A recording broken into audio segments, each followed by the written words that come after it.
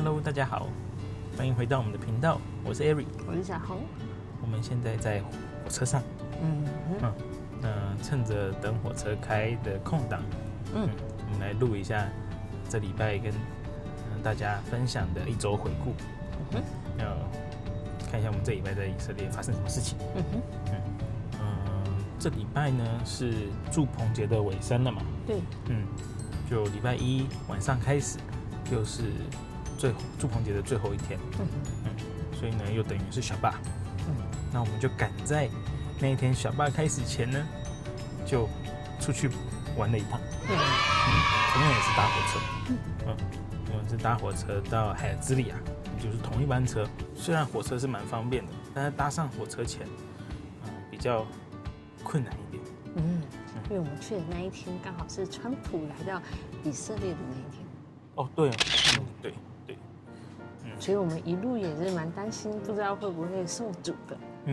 不过还好，就是我们从轻轨我们搭轻轨到中央车站的时候，那一路是畅通的，就是即使有经过那个被封路的地段的时候，我们还是可以轻轨可以过，但是它就不停靠站。对，因为川普来嘛，那以色列从耶路撒冷到特拉维夫整条公路都是封起来的。那耶路撒冷本身呢，国会附近一直到交流道也都是封着。我们轻轨刚好会通过其中一段，通过的那一段，很有感。哇，这个很多，就是这一整路啊。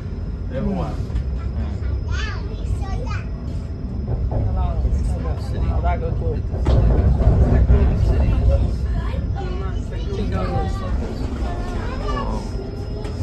就是前后两站都有被军警有封锁起来，对啊，就有很多人在那边驻守。对，然后就不能上车，也不能下车，也不能走过去。如果我们经过的时候刚好川普的车队来，那可能要停个10几20分钟。等他浩浩荡荡50、60辆车全部都通过。然后我们在火车上，经过机场的时候，所有的小朋友都往右边看。大家都在找空军一号在哪里。对啊，很好笑。就我们经过的10分钟前，川普刚好落地，全以色列新闻都在报。那川普来这边还有很有趣，就是他还特别跑去极端正统犹太人的社区买大面包，买最正宗的那个哈辣面包。那我们去海尔兹利亚呢，主要是去找一个家庭嘛，就是去看他们的小朋友。对，去跟小朋友玩。对啊，然后呢，那一天那个女主人是准备披萨大餐。她还准备了一个家庭式的窑，可以放在阳台户外的地方。对啊，那可以温度可以高到600度。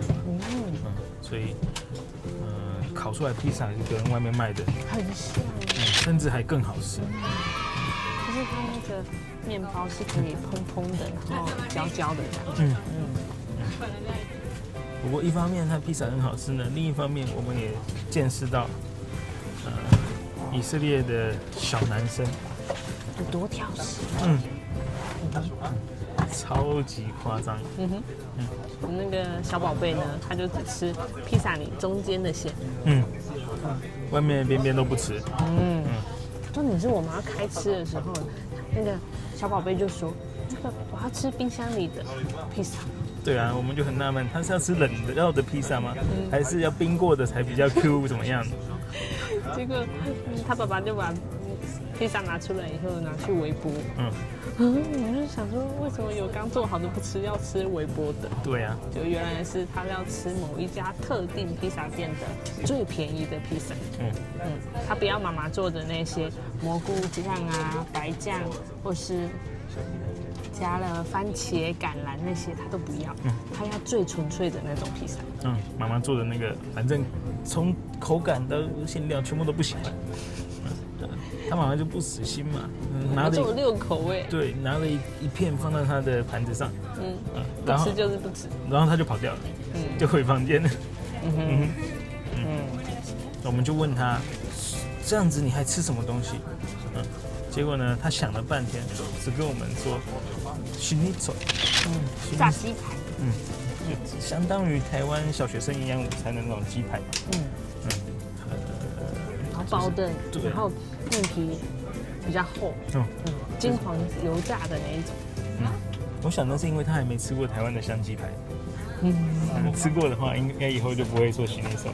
可能还没有去日本吃炸猪排。那还有吗？好像就没了。洋芋片哦，对，还有洋芋片，所以他就只吃这3样东西，很夸张嘛。但是呢，我们后来仔细回想一下，他好像不是我们唯一认识的以色列小男生，这么挑食的。因为他也才8岁，他吃过的东西也可能也就那么多，他至少还有这3样可以吃。对啊。可是我们有认识18岁的，他好像也差不多只吃这几样东西。对啊。像我们现在要去机场，其实就是要去替一个朋友接机嘛。他们刚从台湾玩回来，是一对父子档。很困难，因为犹太人要到国外去吃东西的话，那会有很多限制，饮食上的限制。这礼拜他们在台湾嘛，我们就也都在处理他们在台湾的事情。基本上就是他们到任何一家餐厅都会问我们什么东西可不可以吃。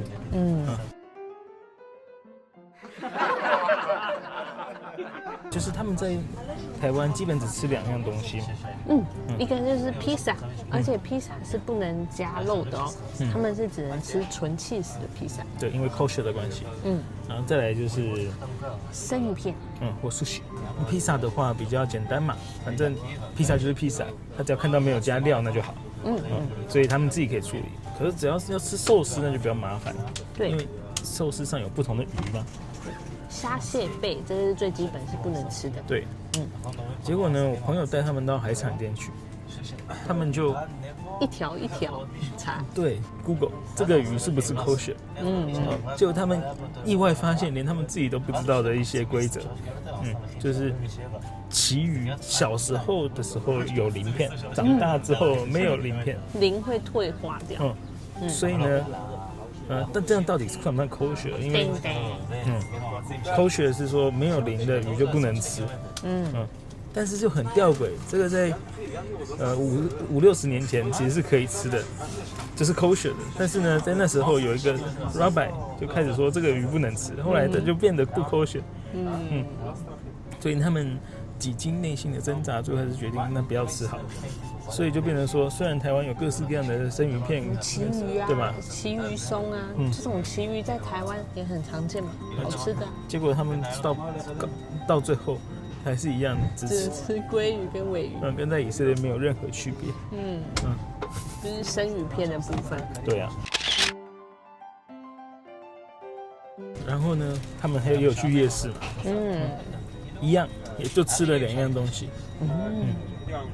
不是这2样哦，是比较特别的2样。对。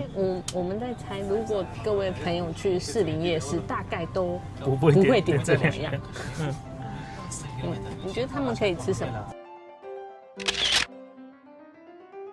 是不是会想说啊，那你就吃地瓜球啊？对，没有肉的东西嘛。不然修环的一种可以吧？烤玉米啊，整根的玉米。这个以色列没有。我一直强烈推荐他们吃烤玉米，因为他们吃了以后，他们就知道以色列玉米有多么不好吃。后来他们都不是吃这3样，他们最后只吃了烤杏鲍菇跟炸洋葱花，就是那种美式餐厅会出现的那种1颗的洋葱。对呀。车子开始动，也是往那一边。还好我们坐对方向。对。他们买杏鲍菇的时候还拍了照片给我们。就紧急支援，他就问说：“这个有刷那个酱，那这个酱是荤的还是素的？”就非常的谨慎啊。对，他们怕那个是 oyster sauce，但是不会啦，就是台湾你都已经单卖烤杏鲍菇。对啊，素的吧。不然吃素的朋友去夜市的时候都吃些什么？ OK， 讲远了，回到那个海尔兹里啊。对。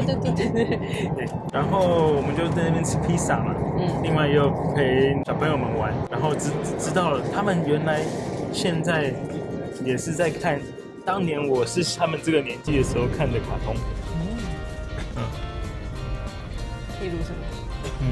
什么七龙珠啊，火影忍者啊，一模一样。就七龙珠是我国小的时候，跟他们年纪差不多的时候看。对啊，就真的是历久弥新，想不到，就意外的变得跟他们很有共鸣。就他爸爸妈妈可能都不认识这些角色，什么鸣人卡卡西，然后布马乌龙，但是呢，他们跟我们讲，我们就很清楚。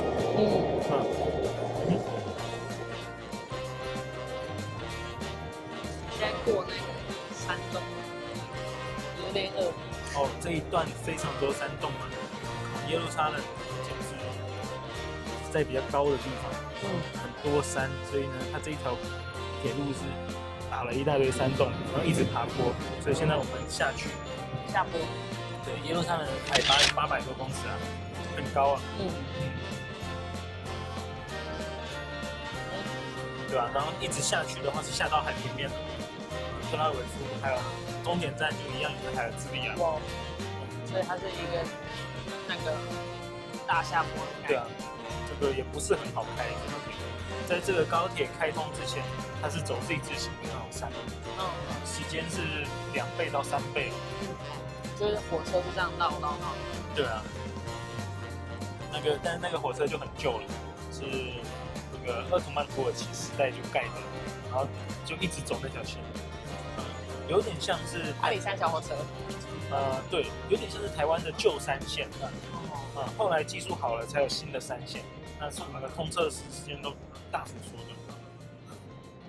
那一天呢，我们跟他们玩的实在太开心了。就错过了回耶路撒冷的直达火车。对，末班车。对，差了半个小时吧。所以我们就只好到特拉维夫去转公车。幸好公车还有行驶。对啊。还有搭上回耶路撒冷的公车。那车子也是几乎塞满。对。然后回到耶路撒冷的时候，也已经是休假模式。对，就是没有轻轨，没有公车。虽然太阳还没下山，但是大众运输已经停了。我们就等于困在的中央车站那个地方到家还有一段距离啊。就想说，没走过，走看看。因为看 Google Map 1个半小时左右就可以走到，一走就走了超过2个小时。哇，耶路撒冷真的是太多上坡跟下坡，所以这蛮难走的，距离有点长。对啊，不过还好，最后还是有成功走到家。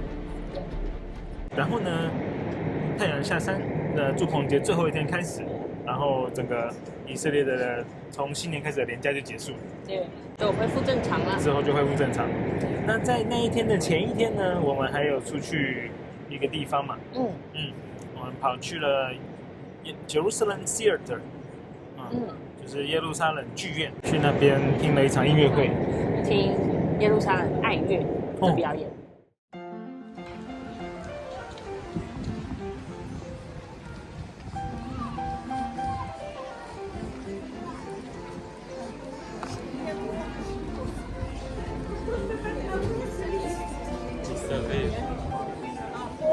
那我们进去吧。好啊，这样可以进去录一段开场。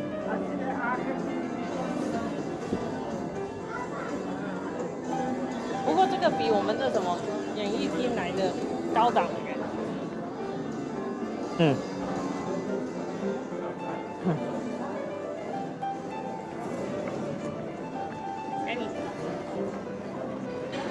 它这边上面也有一个 studio， 不知道是什么意思。但是我们去的应该是它的主厅啊。这个是主厅，在旁边算。就是那个 Henry， 这下面这个是电影院。之前我跟怡瑞就是去那边看电影。你跟怡瑞？对。去那边看电影？还有Ventica， 好像还有皮尼。不用啊，我们有 QR code。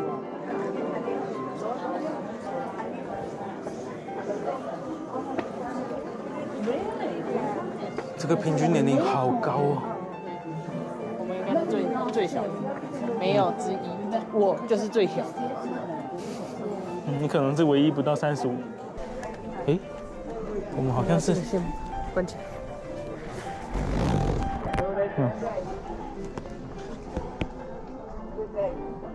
还是要先收起来。先收起来啊。可以看一下。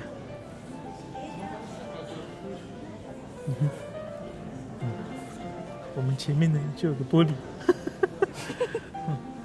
我们是坐2楼，底下还蛮大的哦。对啊，另外上面呢也还有很多座位。这个位置大概就是那个经济舱最前排，不是最前排，最后面就是厕所前面的位置。等等，旁边会坐满哦。这边都会坐满啊。应该今天没有剩位。哇，可是这个很挤耶，你看到你那边脚还稍微可以有点空间。对。这个我就还好，我脚短。就是刚好还没碰到。你看他们大只佬的，他们怎么做啊？不止脚短，主要是脚细。谢谢。今天是耶路撒冷爱乐这一季的第1场音乐会，开季音乐会。所以呢，我们就想说来听看看。对啊，我们在的是他们的主场，耶路撒冷演艺厅里面的最大的一厅。对，这是我们第一次在以色列听交响乐。对啊。对吧？一眨眼，一眨眼，我们旁边就坐快满了。我觉得爷爷做的很辛苦。这真的很挤耶。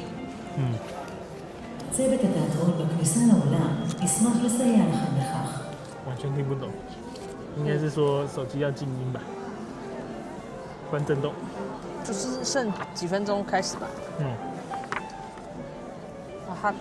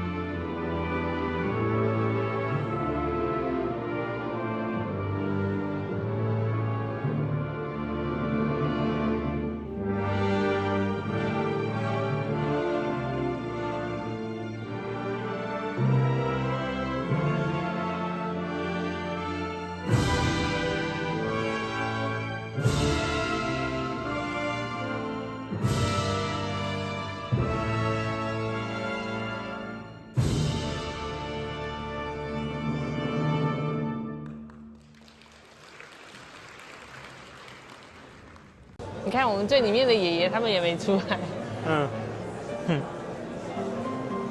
这不错哎，我觉得这个那个环境，哎呀，毕竟它是耶路撒冷。对啊。我想说这个厅蛮好的。比我那个什么新竹市演艺厅好很多。不过这些爷爷奶奶也很有气质哎。就是他们借过的时候都还会说谢谢谢谢。必须的。跟平常在公车上的爷爷奶奶不一样。不，等等他们上到公车上，可能就换副模样。我不觉得这个年纪那么大可以坐公车。你看他在推那个助行器耶。哎呦，哇，那个门好，这边好夸张哦。哇，这些爷爷奶奶会不会都经历过那个之前823炮战？都经过上一次以色列最大的战争？赎罪日战争吧？应该大半都有吧？还是他们都是俄罗斯来的？75岁以上就有。他们看起来都有75岁啊。这边应该很多都80几。对啊。好的，可以下去了吗？还是还没啊？走吧。好。爷爷奶奶也要出来了。哦，不。哦，还不行。Thank you。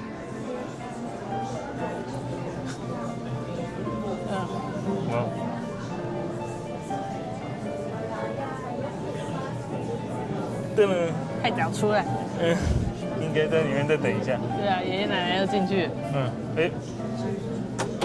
会不会是他要去请他们出来？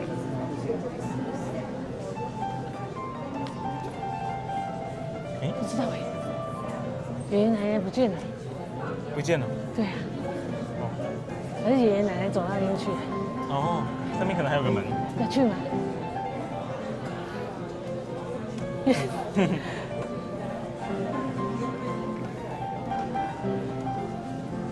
走吧，走，我们慢慢排队。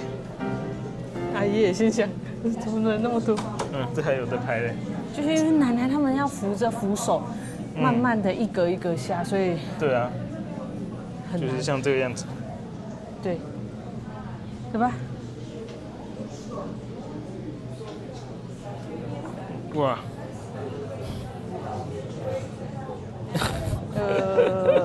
好。哇哦。所以最上面这边是没电梯的。所以我就说，这个厅啊，楼上很不适合老人家，有老人不友善。因为他这个还要走上来耶，即使是最高的楼梯。最高的电梯。最高的电梯，还是那个爷爷奶奶他们可以买1楼的票。可是他们票都一样钱啊？没有，不一样。下面比较贵。哦。贵500块台币左右。因为他们应该要分年龄层，然后，70岁以上坐2楼。不对，70岁以下坐2楼。70岁以上在家看转播就好。只能坐1楼。好，走吧。下礼拜就恢复正常啦，一切。对啊，这礼拜就跟大家分享到这边。好，希望你们喜欢，也谢谢大家的支持。好的。拜拜。好，可以了。那这个耶路撒冷音乐厅兼耶路撒冷爱乐初体验就到这边。下一次要不要挑战以色列爱乐？还有以色列爱乐的基地，它叫做文化宫，在特拉维夫啊。对啊，希伯来语的名字是哈比马。还蛮方便的，因为它就在 Dizengoff Center 旁边。那么市区啊？对啊。那会不会很小？那绝对比这一间还大。是哦。我觉得这间环境很不错哎，你看这个，就是感觉很有那个规模。这里几乎就是耶路撒冷最好的区啊。这附近。以色列总理就住这边，走路10分钟嘛。但是缺点就是这边餐厅也都很贵。